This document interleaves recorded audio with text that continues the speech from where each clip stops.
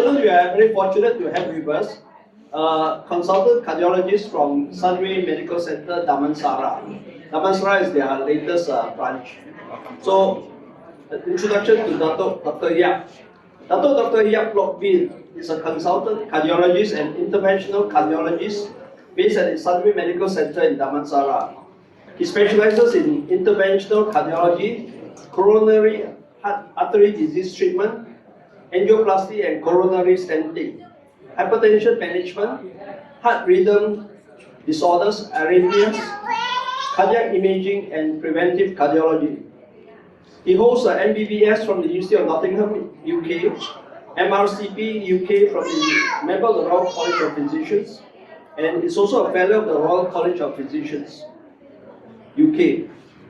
He has extensive experience in diagnostic and interventional cardiac procedures.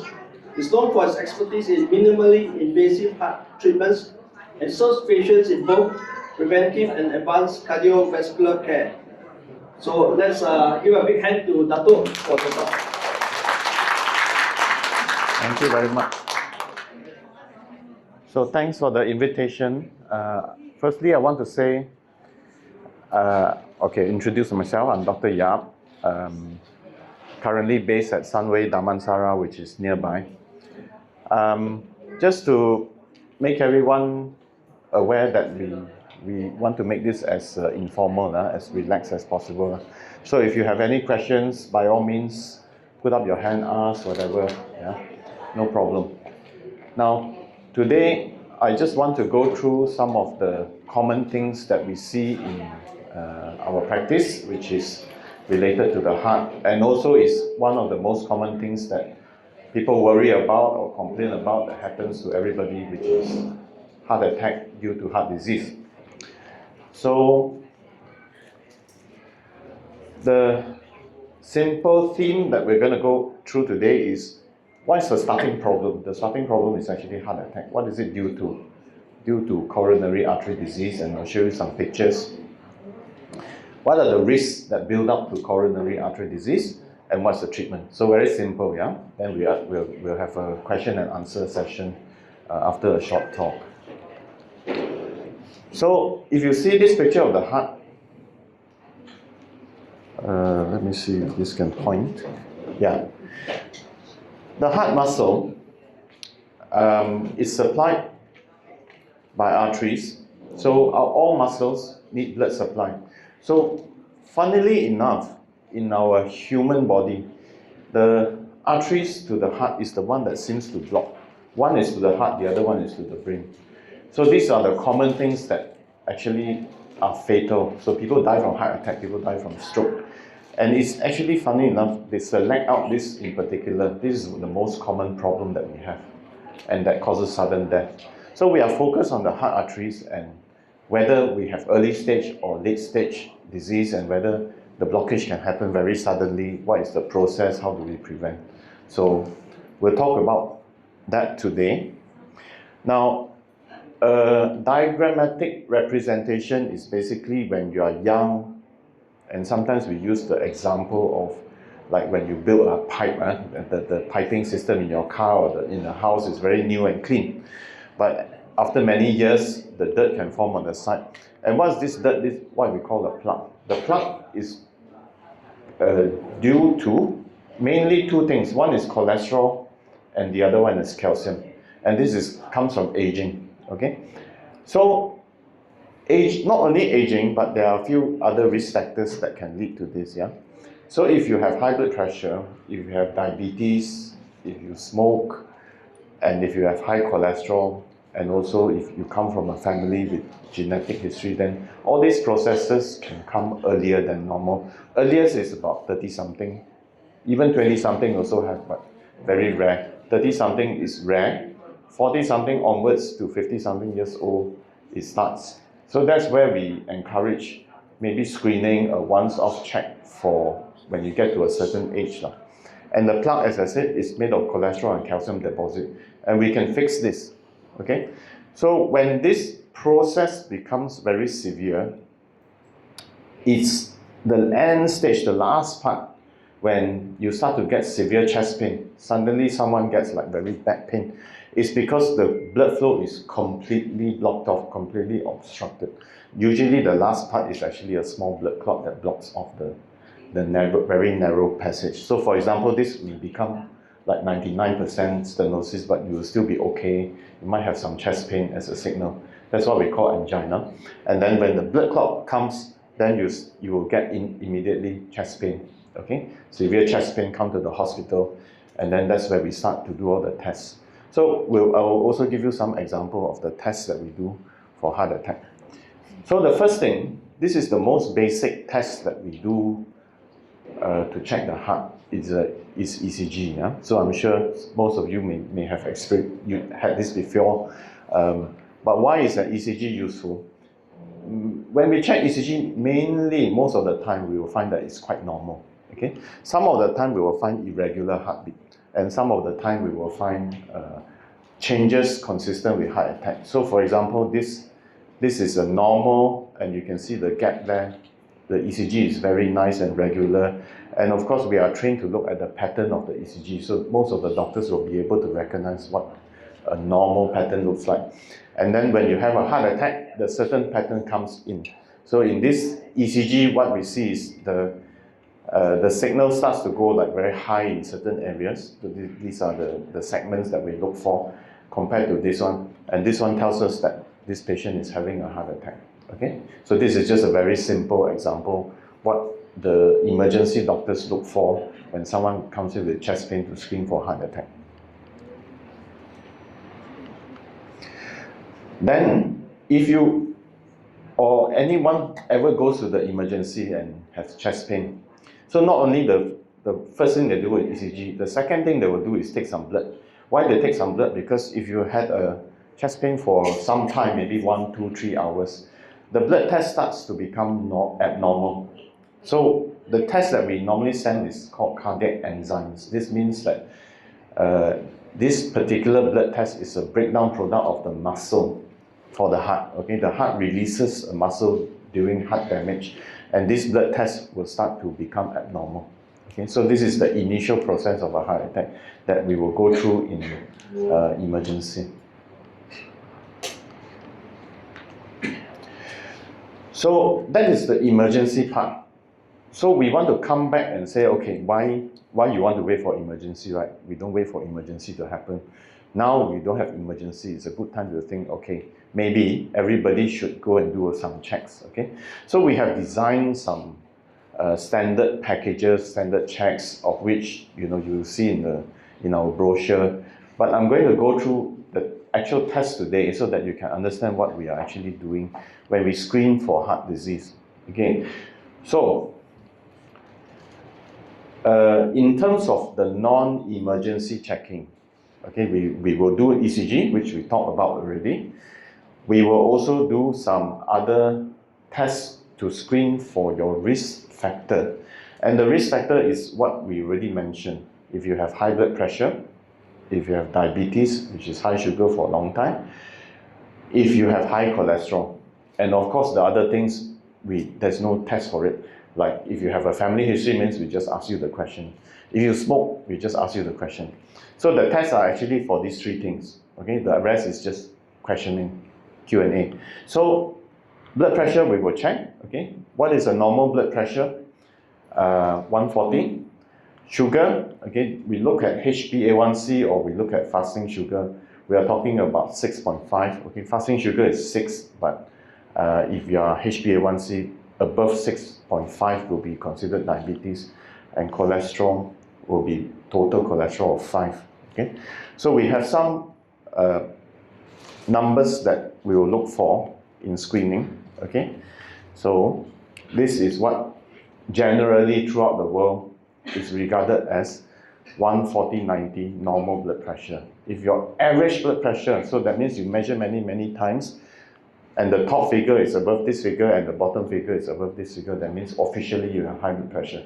But note that if you go to different centers, like many of the academies in US, they set slightly different numbers. Maybe some centers they will say 130 is the preferred So never mind, we don't want to confuse things. We just say, okay, generally this is the most commonly followed figure. Okay, for sugar, there's something called HbA1c. That means we not only look at that day. You look at that day, it's a bit difficult because sometimes people ate something sweet last night or in the morning they took something like that. When it comes for a blood test, the fasting sugar may not be so accurate. So we look at the average sugar called HbA1c, just a simple blood test. And in a nutshell, if you are 6.5 above, then you should be starting treatment for diabetes already. Of course, that's another story. If you want to know more, feel free. We have a Q&A at the end. And in terms of cholesterol, same thing. All these three, they are modifiable, means that we can give medicine. So if your LDL is less than 3 in general, or total is 5, that means we are aiming for, these are the targets. Okay, so this above this number is considered high, and we will aim to bring it down below. Of course, the lower is better in many cases. So for those people, we say, oh, they want to reduce the risk as much as possible, then we try and go lower with medication. So this is the first part of what we do, health screening, blood tests, okay, blood pressure. Now, in terms of the ECG, we are not looking at for heart attack in health screening, because most people heart attack, they won't come to health screening, right? They will come to emergency already. So we are looking for rhythm problems, sometimes problems that people are born with that show up on the ECG. There are such issues, but this is an example of when we do the ECG, we will see the normal pattern. You will see the gap is very regular, okay? And then this is an example of an irregular heartbeat, what we call atrial fibrillation. And you will see that the gap is very inconsistent. There are some small gaps, some big gaps, so no longer regular. So this is one of the commonest things that we will screen for the ECG, and as well as we can see other things like if you had a previous heart attack, then the pattern also will change. Okay, but this one will require some experience to see. So ECG is one of the early things. What are the other things that we look for when we check the heart? Okay, so now we've already screened for blood pressure, diabetes, cholesterol, and everything, and then we screen for heart rhythm. The next thing that we are interested is to see the heart function. Okay, the heart function, we have a video, which is ultrasound, and it's called an echocardiogram. So what this does is, during the scanning, we can actually see on the video how strong the muscle is, and we can take a lot of measurements to see how dilated, whether the heart is enlarged or normal size, and we can look at all the valves inside the heart. So this test generally takes about 20 to 30 minutes. And this is an example of the picture. This is a still picture, but normally the echo is a video that shows the left side of the heart, the right side of the heart, and there are actually 4 chambers of the heart. This is the heart muscle, and we are looking to see how strong the heart is pumping. So when you actually see the video, you can see, like, you can see a video of someone running quite fast, as well as compared to someone who's running quite slow. Then in the video, you will be able to see, like, quite obviously the heart is weak in certain parts, and then maybe previous heart attack. Okay, and in this example, there is swelling more on this side compared to this side. If you look at the proportion of the sizes, you will see that these areas are more swollen than this. Okay, even though the picture is different size, but we are talking about a relative size, the left side compared to the right side. The left side is more swollen in this picture. You see the right side is actually quite normal size. Okay, so this is ultrasound, which is echo. Now, I'm going through this because all these are tests that we are doing as a standard check of the heart. So the stress test is another one. Now, the stress test requires you to do exercise, right? So you start by walking, then gradually build up to, like, we can say it's fast walking or slow running on the treadmill. And then we are looking at the ECG during the stress test. So we are looking at mainly 2 things: whether symptoms occur, because if you have chest pain during a stress test, that means it's possible you might have blockage. There's not enough oxygen or blood going to the muscle, then you get chest pain, right? And then, funnily enough, also how we are made, the ECG also becomes abnormal during the stress test. So we are looking for these two things during the test. This test takes about maybe 7 to 10 minutes depending on how far you can run. And of course, as you get older, then the stamina is less. So this is more for 30 years old to 60 years old, 70 years old. Those people who are maybe we're approaching 80, we generally won't do a stress test already because you can't run too fast and we're worried about falling down also. Now, one thing about the stress test is a very simple test to do, but it is 70% accurate. That means if your stress test is abnormal, only 70%, 7 out of 10 times is actually really abnormal. There are some people who are young who have abnormal stress tests, and then of course all sorts of issues come out. So when young people get abnormal stress tests, they may be in the group of 30%, which is not accurate. That means it's false. It's a fake abnormal result. Okay. Now, nowadays we have come to CT scan, which is one of the most useful. And in the past, 20 years ago, everybody is doing stress tests.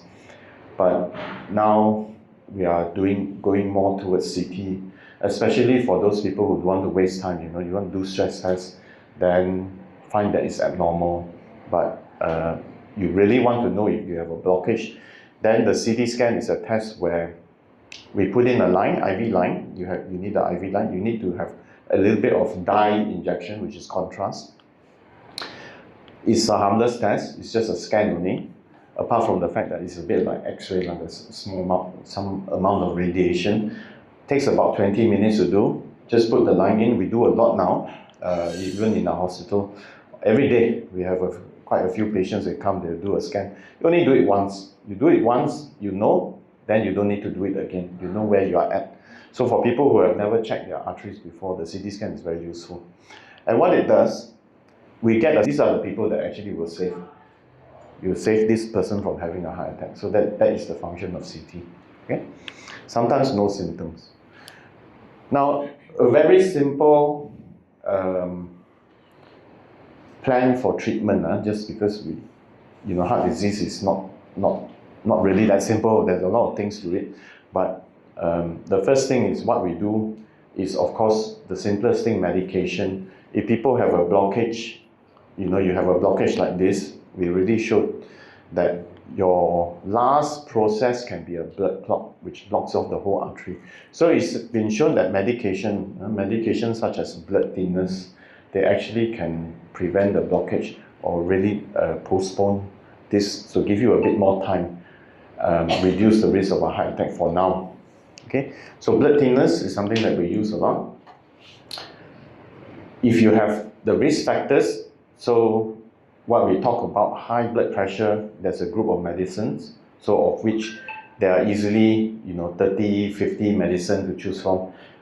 Diabetes, same. Diabetes has evolved a lot. You have to treat the sugar, and there's so many different medicines and injections now. Cholesterol, also the same. We have to treat the cholesterol, we aim for targets. And there are so many medicines now in the market for cholesterol. Okay, so these are generally the group of medicines that we are using for heart disease. And then if you actually physically want to fix the problem, it's called coronary angiogram. So that means now we want to actually go and open up the artery. So what we call a cardiac catheter lab. Okay, we have screen looking at the arteries. Then you have to have a tube going in to reach the heart. So it's quite interesting because you never think that from the hand or from the groin itself you can reach the heart. You don't need to open anything. Just poke through the artery. The tubes have been designed so that they can go all the way to the heart and look for the blockage. Okay, so in this case, for the angiogram, the tube has gone all the way and reached the heart artery, then deliver some dye, and you can see the dye going through the artery. Okay, so I'm sure you all have heard of this angiogram and angioplasty. Okay, angioplasty means you actually do a procedure where you open up the artery, which is putting in a stent or doing some ballooning. So here you can see that the dye is, again, it reached here, then you cannot see much dye. That means the flow is limited by a blockage. which is the cholesterol or calcium plaque that we are talking about. And the objective, what we will always aim for, is to restore the size, to open it up and restore the size as close to the original as possible. So this one is after you put in a stent. The stent probably comes somewhere down to about here, from here, and it opens up the artery. And you buy back another, how many years, I don't know, 10 years, maybe 15 years, 20 years, as long as you can look after so that the blockage doesn't come back. And this is a near heart attack, and this one will prevent a heart attack for many years to come, hopefully. Okay? So the stent is actually what we put into the artery through the tube. Again, can be delivered through wires and tubes. And it's a folded up little piece of metal that when you actually dilate the balloon, you inflate the balloon, the stent will actually become an actual tube. And the tube will stick to the wall and it won't move. It will become part of the new wall. A bit like when you have to renovate a house with a broken wall, you build a new wall, new foundation, and it will stay there, and hopefully it will last for many years. Okay, so in summary, what we've talked about, I'll come to the end of the talk, is what causes heart attack, coronary artery disease and blockage, the risk factors, and the treatment. Okay, medication and the physical treatment, which is angioplasty. So thank you very much, and now we'll open for some Q&A if